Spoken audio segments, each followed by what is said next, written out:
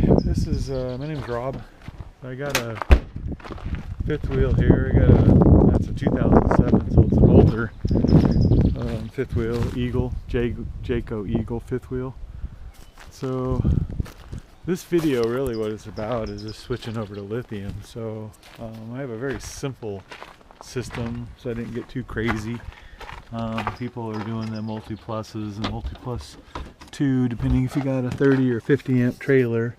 Anyway, the point of this video is for the little guy like me that has a simple trailer, older trailer, and a tiny battery box. So the issue I had I had a couple of the Trojan T105s, 6 volters in series. So basically they're an acid battery, but they're about 65 pounds each. The problem I have is this fifth wheel has a tiny battery compartment. There's 2 places for 2 in here, but so I ended up, have to supposed to do it every few months or every couple months. Anyway, you're supposed to keep the distilled water level when you add water. The water level is supposed to be, at a certain point in them, and they'd get way down. So the issue I had with that is I'm getting older, and the fact is I got tired of pulling the tray out. There was a little bit of exercise, a little step ladder, and then pull it out and connect the first battery, put it down, pull the tray out further, not all the way, but then to check all the water, add water to it. And I do that every 6 months. In reality, it should be every 3 months, and not enough room in there for an auto water, which they do have for those. But if you have a trailer that you have easy access to your batteries, then that's not an issue. Just stay with the lead acid, So I got to the point where I'm like, well, there was 2 issues I was seeing. One is okay, that keeping the water in the battery. That's one of them, right? I mean, that's been the worst. And so the next one, though, the whole keeping water in them, and then there's no really a gauge on how much power you're using. So, and I think people are starting to look into the lithiums. They understand the benefits, right? You have the benefits of the lithium, and then you have the acid battery. So the point is that when you're discharging acid batteries, you're not supposed to go below 50%. And we never really dry dock more than a day, 24 hours, but it would be in really cold weather where the heater's running, everything's going, and we never had a problem.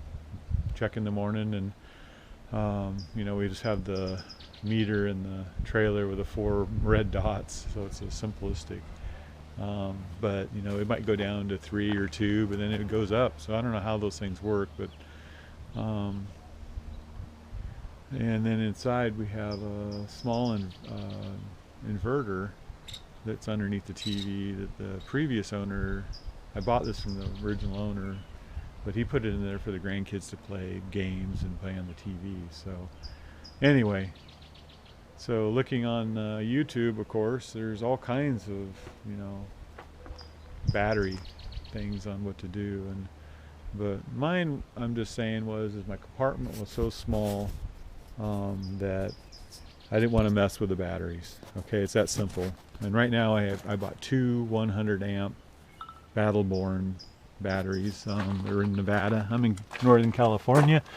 So, they're, made in the USA, but I mean, they're probably global parts, of course. But anyway, and I'm running these together, so I get 200 amp hour at 12 volts. So they're both 12 volt batteries. They had a cart battery that would replace them there, but they were a little more. I got them on Black Friday special, so I got a really good deal on these. Below the 800, or I think they're asking 850 or something. I think I got them even lower than that, but the point is I had them for a couple months, and I just stuck them in about a week ago. So now I don't have to touch these things, right? They're sealed. I was going to cut a hole in this up there and set up, I wanted a disconnect switch. The 50 amp little breaker here is right here that goes to the landing gear and the coach, and then the red positive goes back. I'll show that in a second. But so I actually put a cutoff switch and some fuses that I thought was appropriate. So I'll show you that. Got a light on it this time. Did this video a couple times. So basically the power, I got 1/0 cables. I got two 100 amp batteries. 1/0 cable comes in, and then this right here is a T-class fuse. It's a 200 amp fuse in there, quick burn, to protect the batteries. Then it comes around and goes into this Victron, or Blue Sea, excuse me. Which, you know what, they have really good stuff, so I'm real happy with. More expensive, you know. I got this piece here that I'll show. See, here's a bus bar I have down here. So it comes through the switch, which I can turn off the whole system. I don't now because I'm just kind of watching how things are. This comes down into this bus bar. This feeds the original trailer that used to go to the plus on the battery. And then I got an extra, and then there's one here that got number 4 cables that go up into the inverter. So I branched off that in the number 4, and I put a 100 amp fuse in here that didn't have before. Okay, the negative wire comes out 1/0, goes to the shunt. I got a Victron 712. It's right here, really. Tells you the battery voltage, and you can put this up. You know, it has a long cable, so you can actually run it inside. I decided these actually run up to where I probably put them, but I decided not to do it at this point because the fact is, let me cover these up. The fact is it has a Bluetooth for your phone, and so you can see everything from the phone. So this is a simple on-off here. So I'm not going to turn it off, but you know, you can turn off all the coach power. The power cable from the Victron shunt, everything negative that went to the negative side of the battery goes to the other side of the shunt. The left side of the shunt is from the battery, but this is powered up into this from the battery, so no matter if the battery disconnects off, I always have the Victron running. Okay, so that's what I did. I kind of anchored everything and put nylon lock washers. It's super secure. So that's all done. I might put a little cover on that side, you know, from stuff coming over and hitting it, but that's all the negative. The negative thing's the only thing that's exposed. Okay, so I got that in there, and then I'll show you if I can do this on my phone. I have an app. We have the app, Victron. So Victron, come in here. You can see the Smart BV 712. So that's the unit there on the shunt, talks to this in Bluetooth. So I can basically come in here and it says I got 95% on the battery. It's using 11.9 amp hours. 11. It's not drawing any right now, so I've been in the trailer here and there and everything else, but it's been you know, just short of an hour, short of 20 days. So 20 days it's sitting at 95%. So I guess what I'm getting at is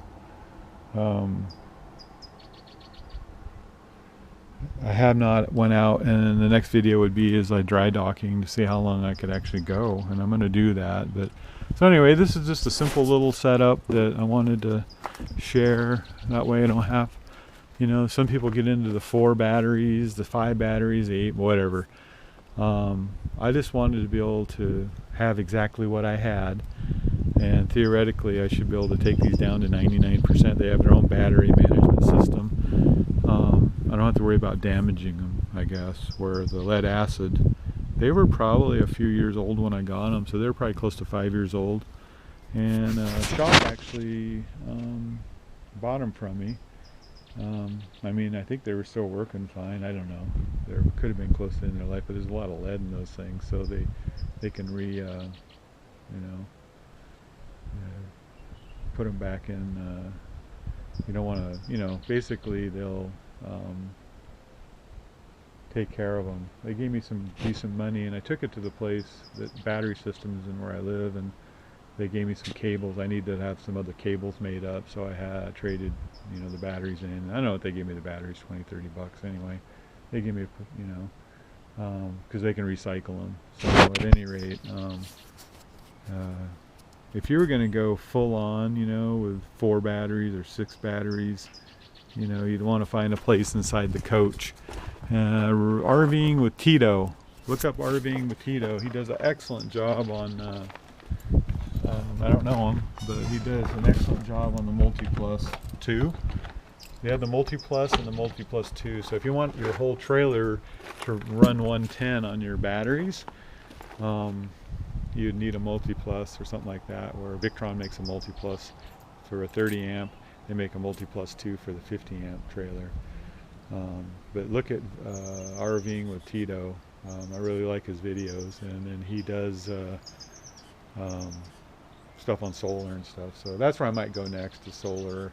If I have to, I can redo, you know, the batteries could be relocated if I wanted to go more batteries. And I might do that. But right now I'm just in the beginning stages of, oh yeah, I want to dry dock, and how long am I going to stay out, and all that kind of stuff. But at any rate, I'm going to lock this thing up here in a second and go back in. But I just wanted to share that with you. So it's just a 30-foot RV, fifth wheel Jayco. And I'll do another video and see how far, you know, the bottom line is everybody's got different right needs. So my needs are different than a lot of people's needs. I don't plan on running my air conditioners. I mean, I have Honda generators. I got a couple 2000s I can tether together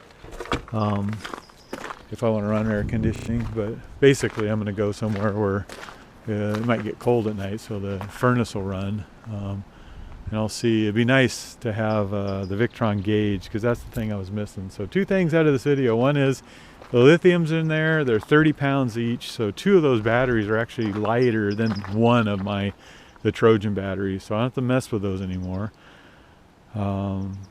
Second is I have a good gauge for the electric, so I know how much energy I have in the trailer when I'm out. So that to me that's a plus, because you don't want to be out. I've been to Quartzsite last year. I planned on staying more out, maybe on see how that part might go in March, but I want to be able to see how long I can go for, you know, just dry docking, you know, and then having the TV and DVD or Apple TV, and I stream to my phone, have my phone charger. It has a simple little 750 watt inverter in there, nothing special. But if I like all this and we go longer, then I might end up putting a Multi-Plus 2 in there, and then that's a whole nother realm, and more batteries, more money. So, all right, have a good one. Thanks.